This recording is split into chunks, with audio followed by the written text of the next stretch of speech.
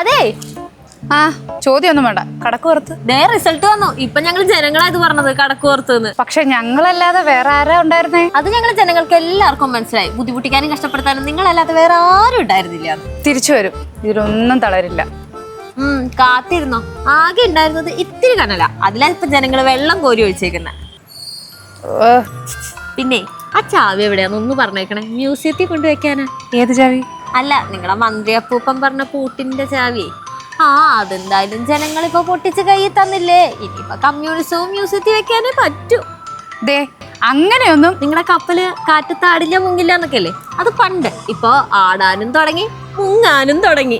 ഇതെല്ലാം ഒത്തുകളിയാ. നിങ്ങൾ കുത്തിയ വോട്ടെല്ലാം കോൺഗ്രസിലും BJP-യിലോട്ടും അല്ലേ പോയെ? അതല്ലേലും അങ്ങനല്ലേ.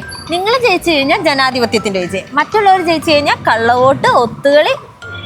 എന്തായാലും 10 വർഷം കട്ടുപിടിച്ചതല്ലേ, ഇനി കുറച്ചു കാലം പോയി റെസ്റ്റ് ഒക്കെ എടുക്ക. പറഞ്ഞു വരുന്നത് ഇനി മുഖ്യമന്ത്രിയാവാൻ പോകുന്നവരെല്ലാരും ഹരിചന്ദ്രന്മാരായിരിക്കും എന്നല്ലേ? അങ്ങനെ പറഞ്ഞില്ല. എന്തായാലും ഇപ്പൊ ഇത് തുടങ്ങി വെച്ചല്ലേ ഉള്ളൂ. ഇനി അടുത്ത റെസ്റ്റിനുള്ള ടീമിനെ വഴിയേ പറഞ്ഞു വിടാം.